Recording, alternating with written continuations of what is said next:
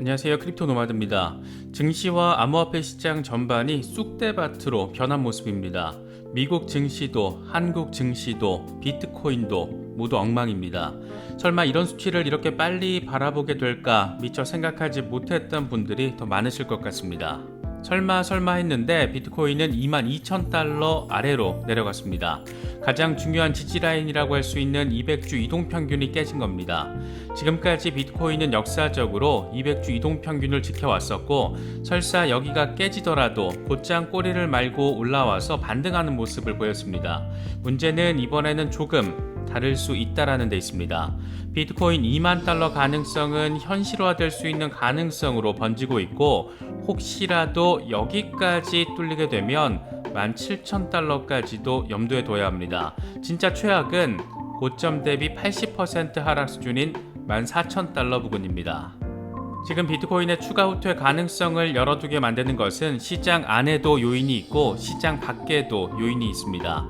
먼저 시장 내적 요인으로는 비트코인 장기 홀더들 가운데 일부도 매도세에 합류했다라는 점이 데이터로 나왔습니다. 문제는 채굴자들이 채굴을 하면 할수록 손해를 보게 되는 가격에 가까워지면서 채굴자들까지도 매도세에 합류할 경우입니다. 이렇게 되면 추가 하락은 불가피합니다. 또 하나는 미국 연준의 이번 주 금리 인상 폭이 어떻게 결정될지 여부입니다. 안 그래도 시장의 불안감이 가중되고 있는 가운데 시장 공포감 조성 세계 1등이라고도 할 수 있는 JP모건이 이번 주에 0.75%포인트 인상 가능성을 제시하면서 어쩌면 1%포인트가 오를지도 모른다. 이렇게 거의 겁박 수준의 전망을 제시했습니다. 그런데 이게 또 마냥 나쁘기만 한 것도 아닌 게 시장이 이렇게 겁에 질려 있을 때 만약 연준이 기존 예상치, 기대치인 0.5%포인트 수준의 인상을 단행할 경우에는 이게 또 시장에는 안도 시그널로 해석될 수도 있기 때문입니다. 정말 어려운 국면, 한치 앞을 예상하기 어려운 국면이 흘러가고 있습니다. 증시와 암호화폐 시장이 박살나면서 달러 인덱스는 급등세를 확인하고 있습니다. 거진 전고점 부근에 다다른 상황인데 전고점을 찍거나 돌파한 뒤에 저항 가능성이 있다는 점도 위험자산의 반등 가능성을 보여주는 부분입니다. 위험자산과 달러 인덱스는 역사적으로 역상관 관계를 보여왔기 때문입니다. 남은 이번 한 주는 정말 폭풍이 한 차례 쓸고 가는 그런 시간이 될지도 모르겠습니다. 증시도 비트코인도 모두 거세게 흔들리면서 시장의 돈출 자체가 막히고 있는 모습입니다. 비트코인의 시총은 5,000달러 밑으로 내려갔고 암호화폐 전체 시가총액 역시 1조 달러 아래로 주저앉았습니다. 지난해 전고점 당시에는 3조 달러에 육박했었는데 3분의 1 아래로 지금 쪼그라든 겁니다. 그만큼 지금 시장에는 자본 유출이 발생하고 있고 투자자들이 공포에 질렸다라는 점을 느낄 수 있습니다.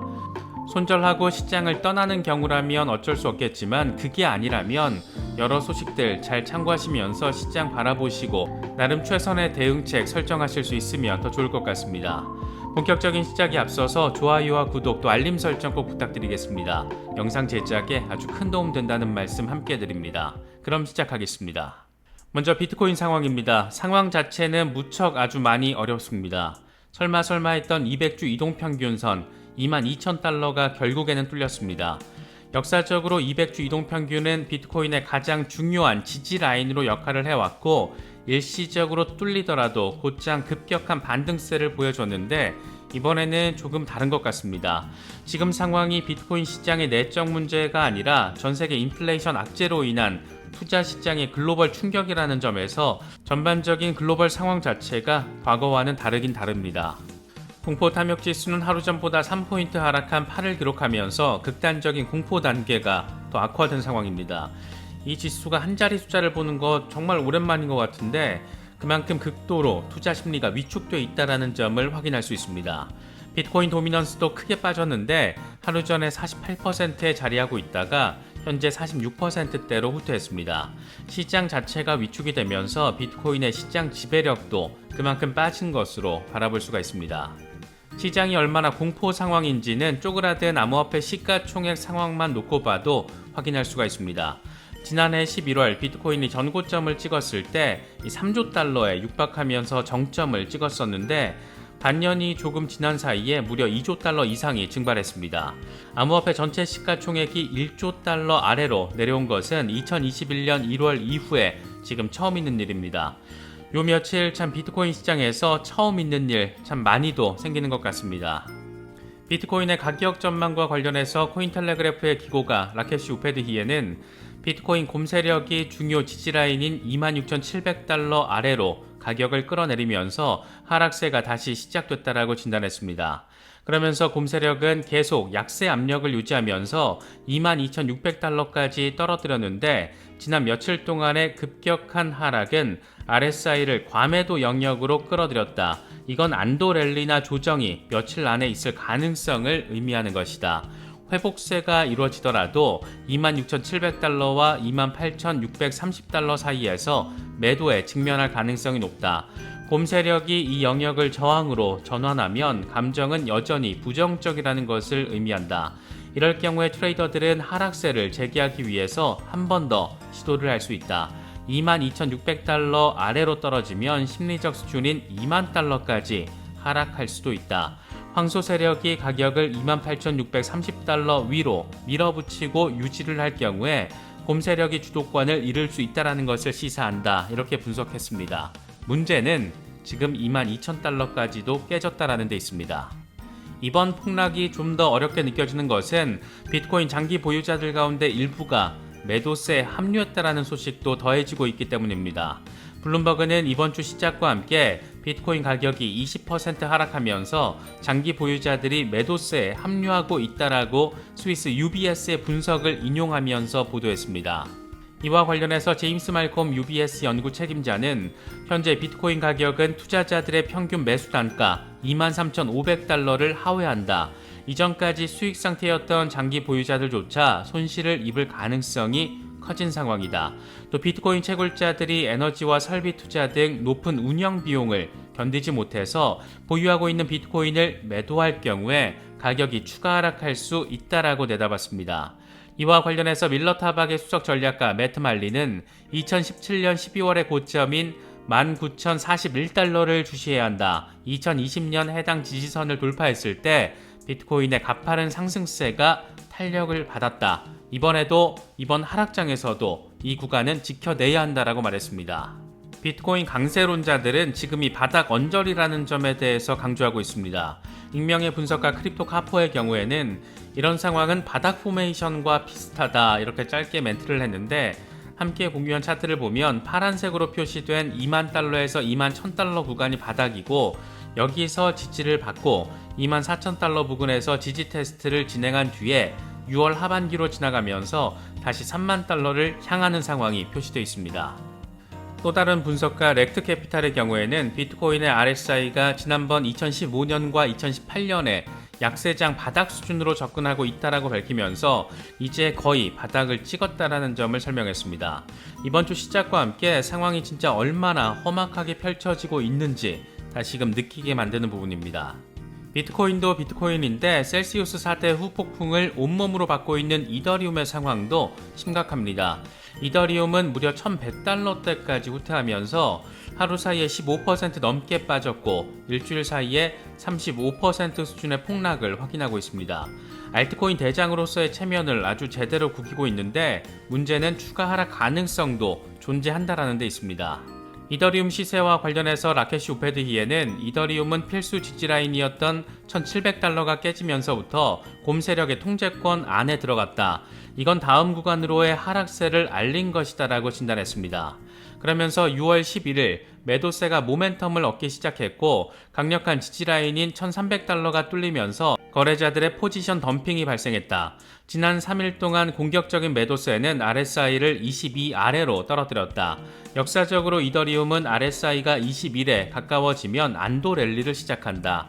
이건 붕괴 수준이었던 1700달러까지 랠리를 시도할 수 있다는 것을 시사한다. 다만 곰 세력이 매도 압력을 유지할 경우에 심리적 지지라인인 1000달러까지도 떨어질 수 있다라고 전망했습니다. 대체 언제부터 이더리움의 심리적 지지라인이 1000달러였던 건지 참 답답하게 느껴집니다. 피터 브렌트의 경우에는 이더리움이 첫 번째 하방 목표 수준을 달성했다. 스윙 트레이더로서 나는 목표 수준에서 이익을 얻는 것이다. 고점이나 저점을 잡을 생각은 없지만 중간 부근에서 잡는 것에 나는 만족한다. 이렇게 말을 했습니다. 함께 공유한 차트를 보면 비트코인이 1700달러가 깨진 시점과 최악의 바닥으로 667달러가 표시되어 있고 그 중간이 1268달러로 표시가 되어 있습니다. 최악은 660달러대까지 후퇴할 수도 있다는 건데 자신은 1200달러 선에서 잡는 것에 만족한다. 최저점과 최고점은 때려 맞추기 어렵다. 이런 말을 지금 하고 있는 겁니다. 설마 667달러 이거를 바라보게 되진 않을 것 같긴 한데 제발 이런 상황까지는 좀 펼쳐지지 않으면 좋을 것 같습니다. 온체인 데이터 분석 기업 글래스노드는 암호화폐 시장의 약세 상황이 좀 더 심화될 것으로 내다봤습니다. 글래스노드는 주간 보고서를 통해서 암호화폐 시장의 약세가 계속될 것으로 전망하고 암호화폐 가격의 추가 하락이 뒤따를 것이다. 현재 비트코인의 펀더멘털은 약화되고 있고 장기 보유자들의 손실이 이어지고 있다. 지금 비트코인 가격 움직임은 2015년에서 2018년 사이의 모습과 비슷해 보인다. 투자자들은 자연스럽게 대규모 매도와 진행 중인 추세에 맞춰서 대응할 것으로 전망된다. 이렇게 다소 부정적인 입장을 내보였습니다. 암호화폐 시장의 대장들이 이렇게 처참하게 무너진 가운데 글로벌 증시 역시 일제히 급락하면서 블랙 먼데이를 기록한 상황입니다. S&P 500의 경우에는 2011년 3월 이후에 가장 낮은 수준으로 올해 1월 상황에서 21% 이상 떨어지면서 공식적인 약세장으로의 진입이 확인됐습니다. 미국 증시뿐만 아니라 아시아, 유럽 주요 증시도 모두 일제히 폭락 양상을 보였는데 전 세계 투자 시장을 이렇게 얼어붙게 만든 것은 단연 인플레이션 리스크입니다. 이번 주 미국 연준의 FOMC 회의에서 0.5%포인트 인상이 아닌 0.75%포인트 인상이 이루어질 수도 있다라는 전망이 고개를 들면서 시장을 아주 박살을 내고 있는 겁니다. 이렇게 공포감이 자리하고 있는 가운데 공포를 더 가중시킨 존재는 단연 이번에도 역시나 JP모건이었습니다. JP모건의 이코노미스트들은 이번 주 미국 금리가 단방에 0.75%포인트 인상할 수 있다. 이런 전망에 힘을 실었습니다. JP모건의 마이클 페롤리 수석 이코노미스트는 1%포인트 인상도 완전 사소한 위험은 아니다. 이렇게 말을 하면서 지금 상황의 심각성을 강조하며 동시에 공포감을 더 가중시켰습니다. 이게 일단 시장의 공포 강도를 높인 건 맞는데 사실 연준이 0.75%포인트나 1%포인트를 한 방에 올린다라는 것은 연준으로서도 부담이 되기 때문에 갑자기 이렇게 고강도 움직임을 보이기는 쉽지 않을 겁니다. 물론 상황 자체가 워낙 심각해서 금리 인상 충격, 시장이 한 방 더 강하게 줄 가능성도 있지만 예상대로 만약 0.5%포인트 수준의 인상을 할 경우에는 오히려 시장의 안도 랠리를 일으킬 수도 있습니다. 정말 세상이 어쩌다 이따구로 돌아가게 된 건지 참 어렵게만 느껴지는 것 같습니다. 그렇다면 시장은 진짜 이렇게 망해갈 것인가? 이와 관련해서 뱅크 오브 아메리카의 서베이 결과가 눈에 띄는데 뱅크 오브 아메리카가 암호화폐 거래소 사용자와 잠재적 사용자 1000명을 대상으로 설문을 벌였더니 91%가 앞으로 6개월 안에 암호화폐를 매입할 의사가 있다라고 밝혔습니다. 이건 지난 6개월 동안 암호화폐를 매입했다라는 응답 비율과 동일한 수치입니다. 특히 결제 수단으로서 암호화폐에 대한 관심이 증가하고 있는 것으로 나타나는데 암호화폐를 온라인 구매와 현장 구매에 사용한다라는 응답자가 각각 39%와 34%로 나타났습니다. 암호화폐의 잠재성 또 실용성 이런 부분들을 다시금 확인할 수 있는 부분이 아닐까 생각이 됩니다. 그런가 하면 이더리움이 완전 폭망 수준으로 위기감에 둘러싸였던 바로 그날 골드만삭스는 이더리움 파생 상품 거래를 시작했습니다. 지난 3월에 비트코인 옵션 상품을 거래하기 시작한 뒤 3개월 만에 이더리움 파생 상품 거래에 나선 겁니다. 블룸버그는 골드만삭스가 이더리움의 장외 거래 암호화폐 옵션 거래를 시작했다라고 보도했습니다. 자본시장의 설계자이기도 하고 돈에 환장한 기관이기도 한 이런 거대 기관이 지금과 같은 참 어려운 위기 속의 상황에서 이렇게 새로운 상품, 이더리움 상품을 출시하는 이유는 뭘지 생각해 볼 거리들을 안기는 것 같습니다. 가격보다는 가치와 비전, 어쩌면 지금 우리에게 있어서 이런 단계에서 우리에게 있어서 가장 중요한 부분이 아닐까 생각되기도 합니다. 이런 상황에서 리플 CEO 브래드 갈링하우스가 나름 개미들의 멘탈을 잡아주는 멘트를 하나 날려줬습니다. 그는 오늘날과 같은 약세장은 여러분이 보기 원하는 것은 아닐 것이다. 만약 최근에 이 시장에 합류를 했기 때문에 이런 약세장을 겪어보지 않았다라면 이 또한 결국 지나간다라는 것을 알아야 한다. 이건 수년 동안 여러 차례 약세장을 경험한 사람의 조언이다. 이렇게 말했습니다. 그러면서 그는 암호화폐 산업은 놀라운 능력을 가졌다. 암호화폐 시장 전반은 단기적으로 위축될 것으로 전망되지만 나를 포함한 많은 사람들은 암호화폐가 글로벌 금융 시스템의 필수 요소로 자리 잡을 것이라는 확신을 가지고 있다. 천천히 그리고 꾸준히 달리는 사람이 경주에서 이기는 법이다. 이렇게 강조했습니다. 너무 갑작스럽게 시장의 대장들이 크게 흔들리다 보니까 개미 투자자로서의 마음이 흔들리는 것은 어쩔 수 없는 것 같습니다. 그래도 이 시장의 신뢰를 가지고 내가 충분한 신뢰를 가지고 이 투자에 나선 것이라면 나의 신뢰감을 더 강화시키는 계기로 만드는 것도 나름의 대응 방법이 될 수 있지 않을까 생각되기도 합니다.